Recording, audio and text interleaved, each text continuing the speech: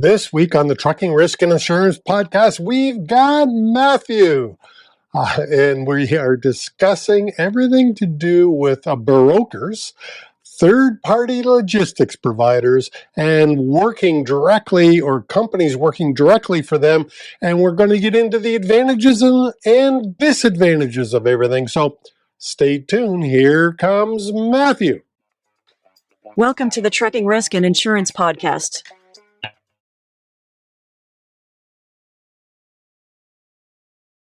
Hey, welcome back to the Trucking Risk and Insurance Podcast, where we have the one, the only, Matthew Zarzycki from, Southwestern Ontario. We're not going to give away his secret location in Poland because then, we'd have some secret agents coming out to find us. We don't want to have that. How you doing, Matt? Not bad. How are you doing? Not bad, not bad. So, if you haven't met Chris, our co-host here at the Trucking Risk and Insurance Podcast, you have to meet Chris because he's the best. Well, I'm one of the, I wouldn't say the best, but yeah, there you go. There you go. So for our wonderful listeners, Matt, give us a background. Who are you? What do you do? We'll get into talking about what you do, but give everybody background, what you do, what you've been doing. I've done a little bit of everything, I like to say. Asset-based logistics is probably the most general way of putting it, but a little bit of background. I've been in logistics, brokerage, and trucking for, I don't know, over 10 years, under 20 years, maybe 15, whatever that number is. I think I have a unique story. I kind of like it. I started off in logistics working overseas. I was in Afghanistan doing freight forwarding for a year. So I worked with the NATO troops and supported them when I was there back in 2010. So I was there for a year. And then after that, I came back to Canada. I worked for Bison Transport for about 6 years. I did a lot of asset stuff. I did a lot of their planning. I did LCVs. I did their LTL. I started their brokerage in Toronto. And then I went from there. I went over to actually fuel transport. And then I started their Toronto office. Cool. And I did more brokerage. And then Traffic's picked me up to help them with SK Cornerstone down in Kingsville and help with LTL Produce. I have a good friend over there, Mr. Chuck Snow. So, yes. So, yeah. Wait, and you might know probably Andrew Stacy. Was Andrew there the time you were there? He was in the safety and risk management role. No, I did not know Andrew Stacy. Yeah, and then after that, the most recent role was with Amplify in Cargo County, and I was there for about over 3 years. So now I'm a free bird, a free open board truck driver. A free agent can call whatever you want. Yes, cool. I was going to say we're going to be talking about the problems and issues that logistics brings up, right? The challenges that they can create without the proper vetting, and some of the challenges that the carriers themselves create for themselves when they're working with brokers because they don't do their due diligence as well, which is I think a great topic coming into the new year for sure. Right. Yeah. Yeah. Well, we're hearing a lot out in the industry, and rates are tough. We know that, spot market, contract rates, and whatnot. So I imagine that must play on, your side of the desk when you're having to talk to motor carriers, you're brokering freight to them, and trying to negotiate rates. And I bet you times there might be even some arguments on what those rates should be. Yeah, the rates right now is a very funny thing, right? It's not going to get any better from what I've been reading, everything that's been telling me. Everybody needs to bootstrap themselves into a hard 2024, at least the first half, going into the second half. What that creates is a lot of cutting corners from a lot of carriers in different areas, right? And that's something that, will make a lot of brokers steer away from you as they're talking to you, negotiating the rates, because if you're cutting corners on certain things, you're going to be cutting corners on things that really matter, and safety is one to kind of tie back into our conversation today. But yeah, conversations, I've had a lot of carriers come up to me and be like, hey, we're looking, I need salespeople. I need to figure out how to get more money into my pocket because I'm not going to survive this year. What can I do? What is some advice? And you can't be doing the same old is what I've been telling everybody. You can't be doing commoditized freight. Leave that to the big boys. You can't compete with the Schneiders and the Primes and the Bisons and all those guys because they got it down to a science. They save a penny on fuel. That's millions of dollars from over the year. You save a penny, it's like that's not enough for you to save, right? Right. And one of the very first things that caught my ear when you were talking about is you mentioned due diligence that the carrier should be doing on the broker. Can you expand on that? What do you mean? I mean, there's a lot. Well, everybody knows there's a lot of double brokering going around. It's a very much a pandemic in the U.S., not so much in the Canadian sense, like they have a problem in the U.S. So due diligence of who you're working with is just as important. Because every dollar matters, your risk assessment needs to be very, very high. So just because someone's offering you a great rate and you don't know them and they don't have any good references, that could be putting you back a month's worth of loads if they disappear because you didn't do your due diligence against them. And if they don't have a proper bond or et cetera, because on the Canadian sense, you don't have a surety bond to go against. So a lot of them can just disappear tomorrow and you're left holding, your load between your legs. So when they do disappear, what happens to the trucking company? What's the exposure? I mean, besides not getting paid, which is big, but not getting paid for the load, is there other risk involved? Oh, I mean, the driver's not getting paid, the livelihoods of people. And then there's also the exposure of losing a customer, which is unforeseen. So let's call it, a driver, a medium-sized company has this happen to them. And the origin and destination is, Procter & Gamble and Walmart. So you're going to use the Bill of Lading Act. You're going to go after those two to get your money. Well, hey, if you start legal proceedings against those two guys, and then next week your sales guy approaches them, be like, hey, I'm listening. I'm trying to get you onboarded as a customer. They're going to look at who's suing them first. And if you're on that list, they're going to be like, we're not interested today. Right? And that's the unforeseen piece that we don't see often. And the same thing with 3PL. So the double brokering or triple brokering that happens is, hey, you might get a great load from Traffics, right? But it's not really from Traffics. It's from another broker, and they disappear. And then you go after Traffics.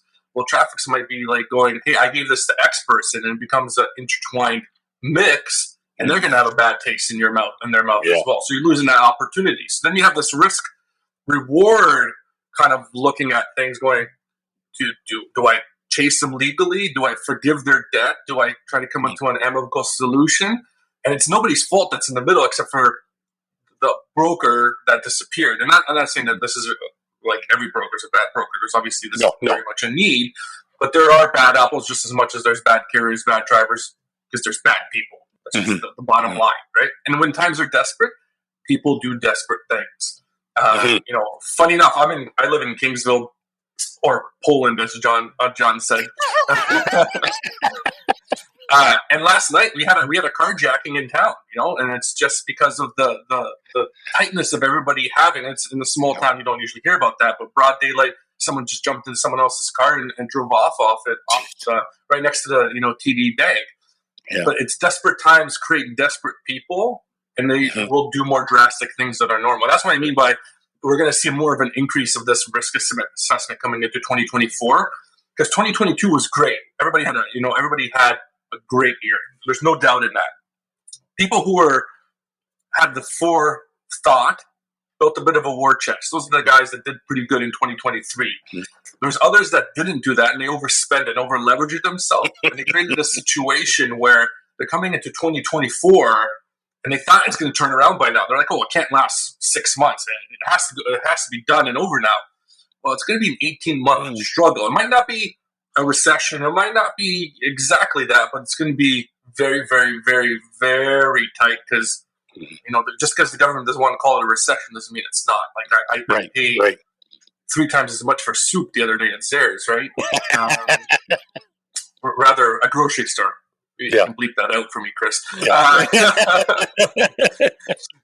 As an example, and I'm not saying it's true, but you guys get the. Yep.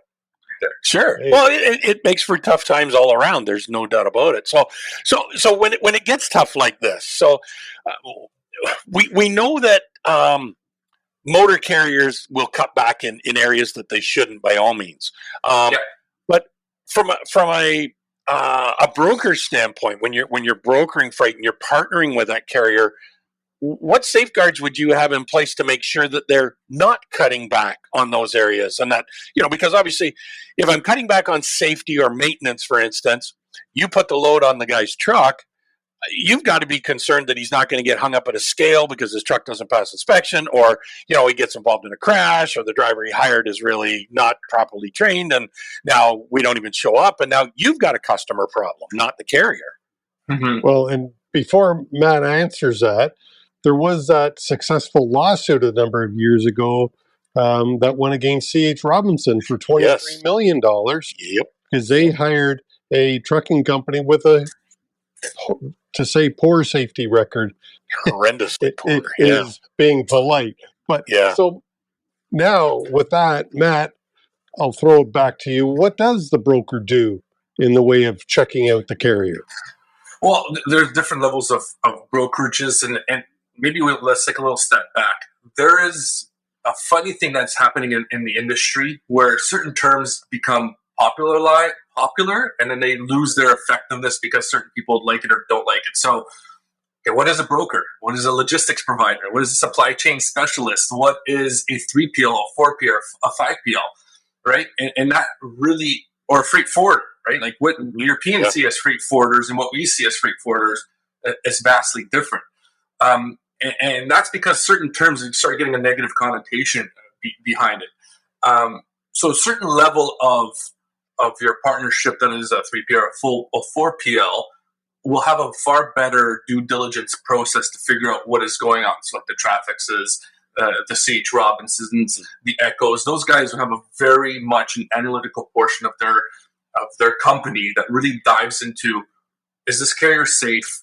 Are they doing what they say they're doing? Let's check up on them. Let's have a carrier sales conversation with them. Let's treat them as a customer and really dive deep into their operations. They'll tend to have a better observation of how and who to use as a carrier, and will blacklist carrier, which I shouldn't say blacklist. They will not engage specific carriers based off their safety ratings because they have a better profile often. They'll use tools like Carrier Pro, one RMIS. The challenge becomes when you start looking at those smaller, newer brokerages that are evolving or coming about. They don't know those things, or they don't think they matter as much, and they don't know how to ask it. So if you have someone who has been in the trucking industry, who gets into being a broker because they heard it's easier or whatever, and they don't go after those tools to help them identify truckers that aren't using the proper safety protocols, because a lot of it is based off the truth of, I can't go into John's trucking company and be like, hey, give me your safety logs, give me this, give me that. Especially if they're domestic Canadian carrier. Like in the US, we have the safer. I can kind of look it up. I can see, it depends on how many times they got checked. But if it's a mom and pop under 10, which is like 90% of all truckers in the US, good luck finding a proper sample size to determine that they're a truly safe carrier. So it really becomes on intuition and feel. And then if you don't have that precursor knowledge of what makes a trucking company safe, you will let guys through your cracks based off of not knowing, right? If you don't know, like the one thing that I always try to teach my team, and I know probably maybe going a little bit off, is how many dispatchers and brokerages don't know HOS? Like the rules of it. How many dispatchers in a trucking company don't know HOS, but specifically brokers? And they go, a carrier go, and this is what kind of really lead it back to your C.H. Robinson thing. A carrier will go, hey, I'm out of hours. And the guy goes, well, what do you mean you're out of hours? I need you to deliver this. I need you to deliver this, or I'm not paying you. Well, now the liability has shifted to that broker because he's forcing that carrier to do something unsafe. He's under pressure from the money aspect of it. He's going to be like, well, I need the money. I need to survive. So his back is against the wall. And that liability that you talked about, like with the C.H. Robinson position, shifts to that broker. And that risk exposure becomes a brokerage piece. That's why you see a lot of the bigger brokers, Traffic Tech, Traffics, all the Canadian ones have those kind of really tight analytics of, is this carrier safe and how safe are they truly?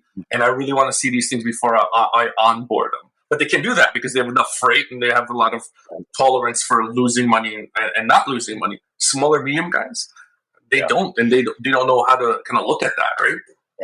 So it sounds like something that's very key here is you haven't used the word, but I think you're pointing in that direction. Relationship. You really want to build a good relationship between the broker and the carrier, for the simple fact of, if I have a good relationship and I run into a snag, I can always pick up the phone, call the broker, and say, "Dude, we've had a misfortunate incident, or there's traffic jam. Can you call the customer? Can we rebook the delivery time?" And you as a broker would probably go, "Let me get a hold of them. Let me make that happen, because I know you're good guys. You're there for me when I need you, but let's not make a habit of this." Versus that transactional type relationship where I just give a load to somebody and I don't care what you're doing. I don't care how safe you are. Let's just get the load delivered so we can make money.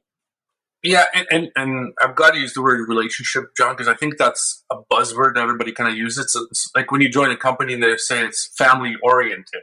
It's like, "Oh, we're a big family here. Okay, Dad, hand over 10 grand for me so I can start." Exactly. No, so the same as the relationship buzzword. It becomes. I think it kind of moved away from what it was truly meant to be. It has to be a symbiotic relation or symbiotic connection with that carrier. Meaning, you really need to know what's going on in their day to day. But John, how do you figure that out? I have a load. I go on the load link. I post it. Chris calls me up and he goes, "I got a truck. I can do it for the rate. His references are all good. How do I build a relationship off of just one phone call and listening to Chris on the phone?" Right? And I got 20 minutes to figure out if I can cover it. I'm not going to ask for a CVOR. I'm not going to ask for additional safety aspects of it. I'm going to have a score sheet. I'm going to look at it. I'm going to check off all my check marks. But after I'm done with Chris did a good job. And Chris just needed me for that one load because he got stuck that day. And he's not going to call me back. I have 40 other carriers on my list that couldn't do it today. I'm just going to move on. And then that becomes another problem because that is very much seat dependent. What I mean is that the guy who's sitting in that seat builds that relationship. This is the same thing for sales. I get hit by a bus tomorrow, or John runs me over because he was texting and driving. I do that a lot. And then you lose all those relationships. So then you have to start all those relationships with carriers and whatnot. And they might treat someone different because they don't know where they can push and pull. And then that's where you lose a lot of trust as well. Yeah. And I think trust is where you're trying to really get at, John, is the word that we need to really establish. Yeah, good word. Yes. And there's a big trifecta. And I wouldn't just say between the broker and the carrier, but the customer as well, right? Yeah. The customer has to be in that equation always as a part of it. And that trust has to be all around. If you don't trust your broker that he's giving you the right answer, that the reason why this driver's running behind, there's a trust problem with your broker, and maybe that relationship's already sour and toxic, which then sours your your relationships down the road. So it's not always just between those two. Or it could be even with the driver and the customer that you're not aware of as a broker, where he's gone to Walmart 16 times, and the last time the driver was there, he didn't want to put on his vest because he was having a bad day. He got in a fight with his wife, and they see the same trucking company. They're like, "I don't like these guys here." And that customer now is a lot more antagonistic with that broker and going, "Why did you choose these guys, and what are you doing?" So it's not really this. Everybody likes to put in this black and white kind of position, but it's really never that black and white. And that's the trouble with all this. And we all need each other. We don't all want to work with each other, but we do, but we don't, but we all want to make money. Well, why is it that the Walmarts of the world, for lack of a better example, and I don't even know if they use third-party brokers, but why is it that they use a broker rather than going direct to a trucking company? Great question. Well, and the reason I'm asking, as a trucking company, everybody wants to eliminate the broker and deal direct because there's more money usually. So what's the rule? So best way to describe it for the simplest terms, why do you use a real estate agent? Good question. In some situations, because I have to, but you're trying to get the best deal, and you've got with a real estate agent, I can look at a larger area of trying to buy a house or sell my house in, rather than just me and one interaction with one person at a time. Perfect. It's the same answer comes across for the Walmarts and the carriers. So now imagine you're Walmart and you have thousands and thousands of vendors on your list. Imagine the bureaucracy in the background that you're creating with all these vendors. You got mom and pops, one or two carriers, and you got to keep compliance on all these guys and do all this kind of stuff. That becomes a nightmare of a headache of a balloon of a bureaucracy. I mean, quote unquote, we call that government at that point, right? Yeah. And you don't want that. So what they do, they streamline it. They go, hey, 60% or 70% of our providers need to be assets. And within those 70% assets, 30% have to be a dedicated asset, meaning I don't want to see anybody else but that asset. So the Canada Cartage is a great example. Don't use Canada Cartage, the big retailer, because they know it's always going to be a Canada Cartage in there. And then they'll use those asset-based logistics where they go, these guys are great assets. They have a lot of trucks, the Bisons, the XTLs, all those guys. They have a brokerage. They're very good at that brokerage level, but they're not specialized in that. But they know if something hits the fan, I can still have that position for safety. And then you got those brokers, they go, I kind of want the best bang for my buck. I want to be able to not only have my contracted rates to be able to budget, but I want to be able to play the market. I want to, not only am I putting my money in the savings, not only am I putting in RSPs, but I want to put some money into stocks. I might win, I might lose, but overall, in the long run, I think I will do better. And that's what a broker, 3PL, logistics supply chain professional will do for you, is they'll run that market on that cyclical portion, and they'll help you with the ups and the downs and whatnot, right? So what I heard is usually it's only a portion of, you continue to use Walmart. They would only use a broker for a small or a portion of their freight that they need moved, typically? It depends. It really does, because there's, again, we're going back into like some sticky little positions, but like Ryder is a great example. Ryder is like a big 4PL and a broker as well, right? And a company like Walmart, let's say, and they don't use Ryder, but they will use Ryder for their transportation management.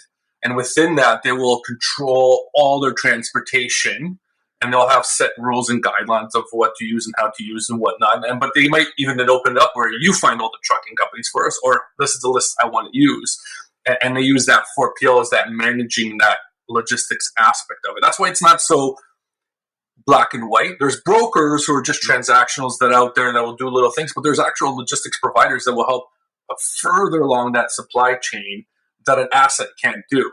Like typically, I'm not saying all, the majority of assets, the Bisons, the Criscas, the Schneiders, the Primes, they won't source product for P&G from another country. That's not part of their ethos that they want to set in. But someone like C.H. Robinson, they will have that part of their longer supply chain, right? They will be able to source product for you. They'll be able to add procurement.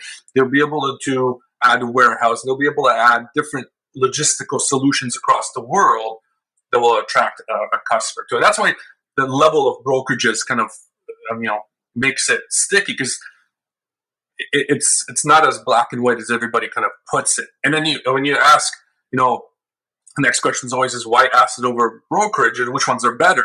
Neither are better. It depends on your niche. But if you look at it from a dollar figure, you might say, well, brokerages is so much better because look at the largest one, C.H. Robinson, is so much larger than the largest asset.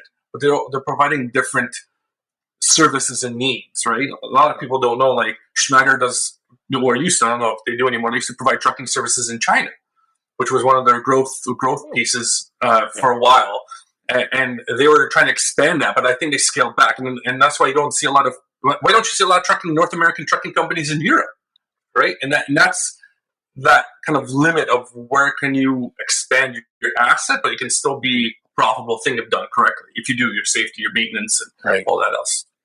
Well, we're definitely seeing growth of Canadian companies in the U.S., whether they're purchasing fleets or setting up terminals and whatnot, more so than we are seeing U.S. companies coming to Canada. That's been an interesting challenge here. So, I love that topic because for me, one thing that I learned when I was working overseas is, questions why. Why Canadian companies are so good at that. And the best way I describe it is when I was working overseas, Americans are very fantastic, and I think they're the best in the world at this. They're very good at being specialized at something. So I'll put it in the context of the military terms. So an American rifleman would be the best rifleman you'll ever have in the military because that's all they do all day long, all week long. They will practice to be that best rifleman. But give them a radio or give them something else to throw in there, like whatever, or be a sniper at that point. He cannot do that because he's only the best rifleman. Canadians, because of their nimbleness, they have to be good across the whole network. So a Canadian soldier has to be a medic, has to be a rifleman, has to be able to pick up a sniper rifle, has to be able to clear a room. So he has a far more generalization knowledge. Mm-hmm. So in my travels across the world, what I always notice that these bigger companies, these bigger freight forwarders, usually at the top, if you look at it, majority of them are Canadians. And you wonder why a lot of them are Canadians, because they're so good at that generalization across that logistical position. So they can do a little bit of everything because that's what Canadians are exposed to. Here, we're so spread apart. We have to use rail. We have to use marine. We have to use all these things. If I'm going to deliver to Newfoundland or Victoria, because there are larger population centers in Canadian terms, I have to be able to do all those things. That's what makes Canadians great logistical people, in my opinion. Got to be able to diversify. Exactly. But when you go across the border, that diversity makes it a great thing because when you're as a customer, I get a whole wide range of different things. They can work with borders now because they're used to the Canadian-U.S. border. So they can do Mexico into the U.S. and Mexico back into Canada. And that starts opening up different wide ranges of things that they can do. And that becomes far more appealing to a customer when a Canadian company approaches them. Because if an American company approaches them, they're like, I can provide you 100,000 trucks going from Washington State to Florida. Well, if I don't have 100,000 loads, that specialization doesn't help me. But if you have that diversification in there, that becomes more appealing in times like this, in my opinion. Sure. And times like this, we are in a freight recession as we record this. At least that's what all my customers are telling me. Mm-hmm. Mm-hmm. And the reason, Matt, for my silly questions about load brokers, in trucking, I've only been a dispatcher, and it was for a dedicated customer, or I've been in safety. I've never been exposed to load brokerage, and that's why I'm asking some of the maybe simpler questions, because great questions. I've never used them. Mm-hmm. Yeah, and they're becoming more prevalent, right, as time goes on. Because it wasn't before the 80s. There was no freight brokers really. Yeah, it's a very much a North American phenomenon that really started in the 80s, and since then it's really spiraled and became a more dominant, especially during COVID. It really, really took off, right? Well, and there's some huge brokerage, and some of the asset companies, a lot of them have a division that is a broker division. Correct. Well, and again, I don't understand all the intimacy there because I've never worked in that environment at all. I think it's a fantastic way if it's done correctly. And not to rehash all the same companies, but Bison does a very fantastic job at having a logistical based foundation. XTL does a fantastic job at having their logistical based foundation.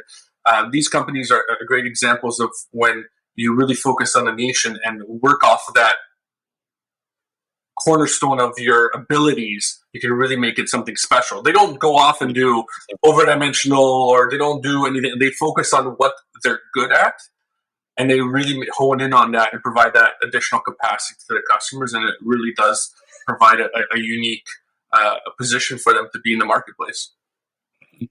All right, cool. I think that's a great place to wrap this interview up.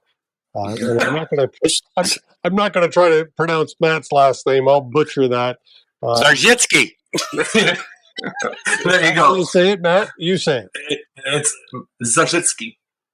Yeah, see, he gets that flavor in there. That I got to turn my brain over to the English when I do it. Otherwise, it comes out as Zarzycki if I do it. Like if you ask my daughter, she'll go Zarzycki. I'm like, no, you don't say it that way.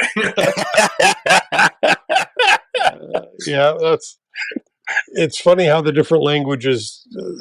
I was married to to a Croatian lady, and they get their R's rolling. It's something I just can't do. Get the R's rolling and stuff. Difficult. But anyway, Matt, thank you very much. Your contact info is in the show notes down below. If somebody's got questions for Matt about third parties, about brokering, and things, please reach out to our guest, Matt. His contact info is down below. If you didn't agree with Matt, reach out to him or leave us a comment. Thanks, Matt, for your time. That was an awesome interview. And for our guests, our listeners, our watchers, please leave us a like, a subscribe, give us a thumbs up, leave us a comment, and tell us what you are liking about the show. That's it for this week. See you soon. Safety Dogs out.